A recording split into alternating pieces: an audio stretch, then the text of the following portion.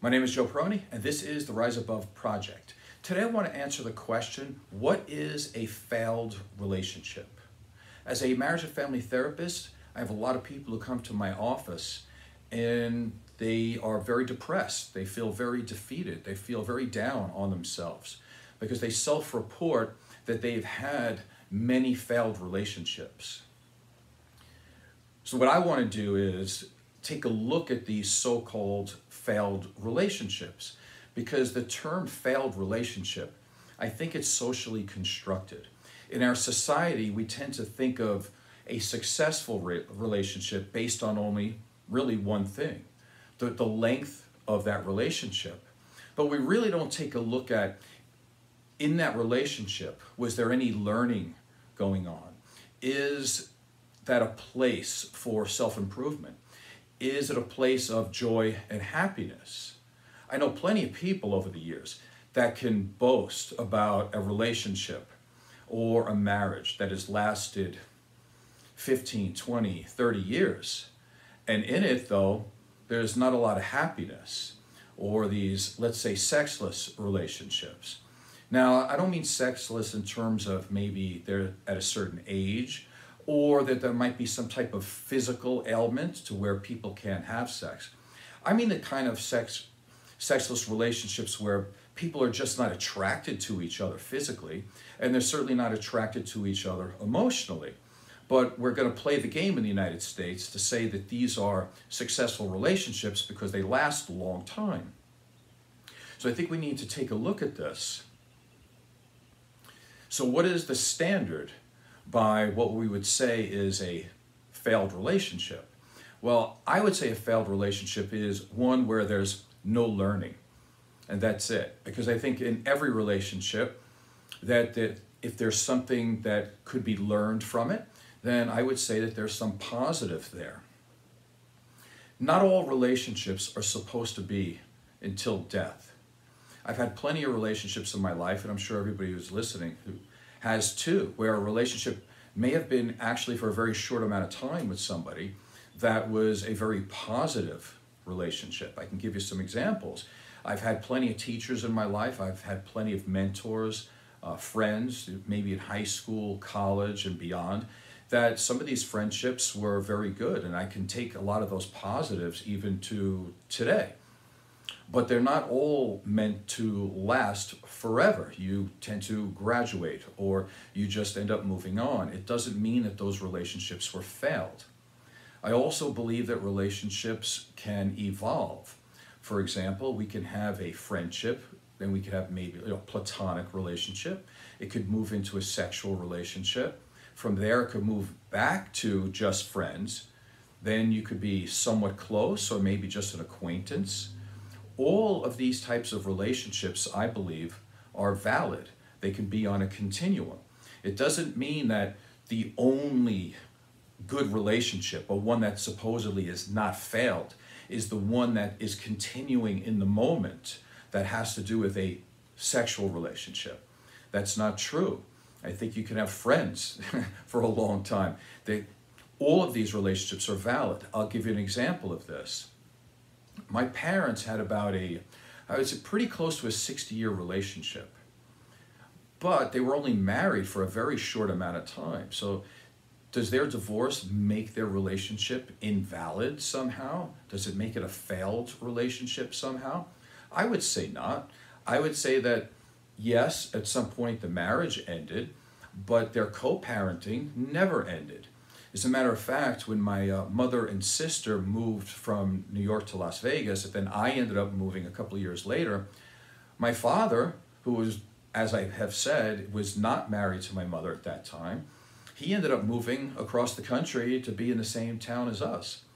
And it developed into, again, another relationship in that sense. Was I still in a family or a household with married parents? No, I was not. But I would never consider that to be a failed relationship. Again, I think we need to be a little bit more open about this and not go with just a socially constructed that it's only a good relationship or if people are married and they stay together forever until death do them part. and maybe it's a sexual relationship, and that's it. To me, that's a very, very superficial way of looking at relationships. And again, I see it in my office that people are so sad and depressed about these supposed failed relationships. But as we take a look at it and I ask them more questions, it seems that these relationships are not failed relationships. Let's take a look at something else that I find very interesting. Sometimes partnerships and even business partnerships are very short, but yet you can make a huge influence. And it doesn't mean because you break up or you stop or you go out of business that it's failed. Let's take a look at this.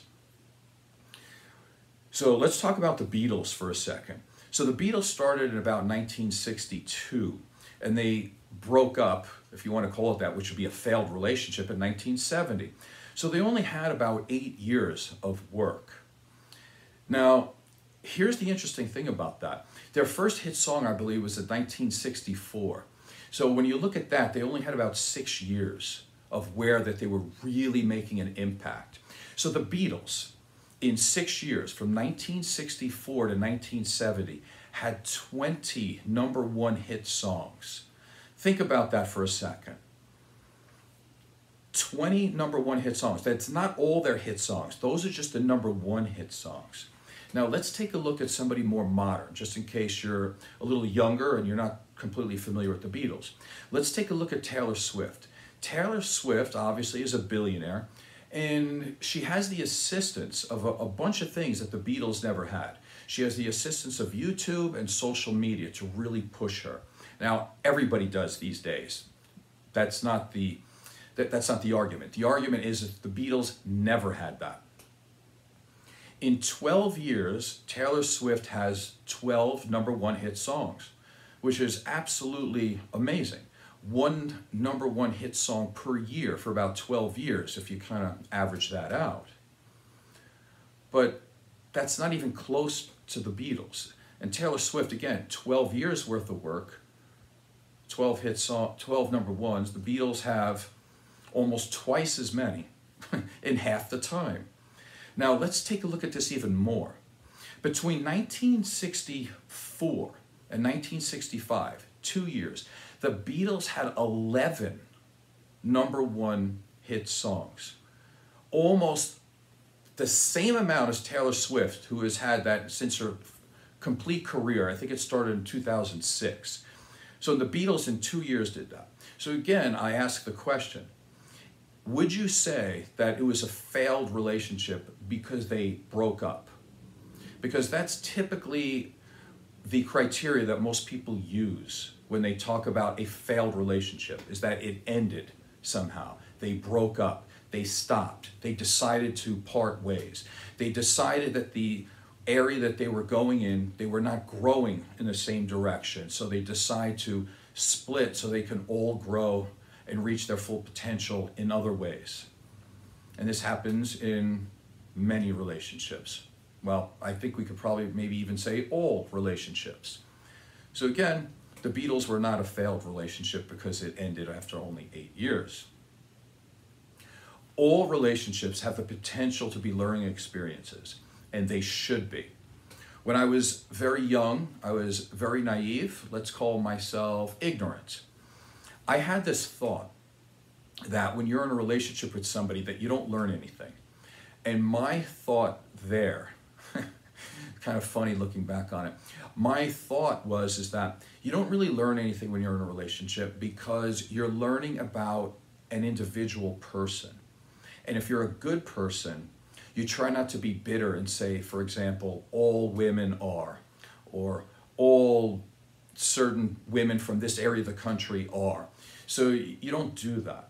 So you don't do this prejudicial or broad stroke type thing. And so because of that, you don't really learn anything because you only learned about that one individual and you're not with them anymore. So technically, you didn't really learn anything. But I was young and ignorant then. Over the years, what you tend to start to realize is that in a relationship, you learn about yourself. And that is what you have to take from it. What did you learn about yourself? Did you learn about your needs and what your needs are? Did you learn how to satisfy somebody else's needs? Did you learn how to try to figure out how to meet somebody's needs when it's not exactly your strong suit? Did you learn about communication? Did you learn how to maintain yourself, maintain your identity, maintain your separateness while being connected to another person, right? Because a lot of people give up too much of themselves in a relationship. It's an important thing to learn. Did you learn what your attachment style is? Are you fearful? Are you avoidant? Are you secure? Did you learn what you liked? Did you learn what you didn't like? Do you understand your preferences? Do you understand you're allowed to have preferences? Do you understand that it's not being mean to somebody to tell them that you're not getting your needs met by this person? Are you allowed to verbalize that? The answer is you're allowed to verbalize it, but did you learn from a relationship that that's something that you should be able to do? In a relationship, did you learn that it's okay to make somebody feel bad now and then? You shouldn't have to take it all on yourself because you are, quote unquote, a good person, and a good person doesn't hurt other people.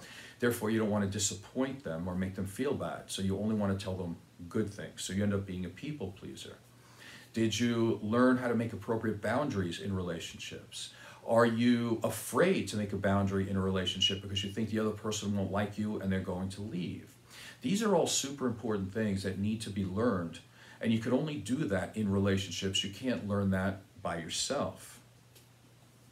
Did you learn how somebody's insecurities, their jealousy, and their mistrust can damage a relationship and make it very hard to move forward? Did you learn that these types of issues are not always your fault? Somebody brings them into a relationship and there may be nothing that you can do about it because it's their own personal self-growth that they need to do to move forward. Did you learn that your own insecurities, your own jealousy, your own mistrust of people puts a barrier between you and the other person? And because of there may be a lack of courage, there's going to be a lack of intimacy that's coming from your side. And you can't expect to have other people fix some of these things for you when it might be you that's part of the problem here. So to recap this real quick, for a lot of people that are going to therapy, want to go to therapy, or are afraid to go to therapy, but they still have a feeling that they don't want to get involved with anybody because of all their failed relationships. And they let other people tell you that they're failed relationships, or you see society putting that on you, that you're a bad person because a relationship ended. I can tell you this too, some of these relationships need to end. And the failed part of it is staying in something that's abusive, or where you can't grow, or where you don't feel appreciated, cared about, or respected. There's nothing to be gained by saying that I'm in a great relationship because the length of time. That should not be the criteria. A failed relationship is something where you're in that relationship and it's not productive, it's not healthy, it's not loving, it's not caring. And I would also say if the relationship ends, it's a failed relationship if there was nothing that was learned. So hopefully some of this has been valuable today for you. My name is Joe Peroni. This is the Rise Above Project. Please subscribe and tell a friend. Thank you.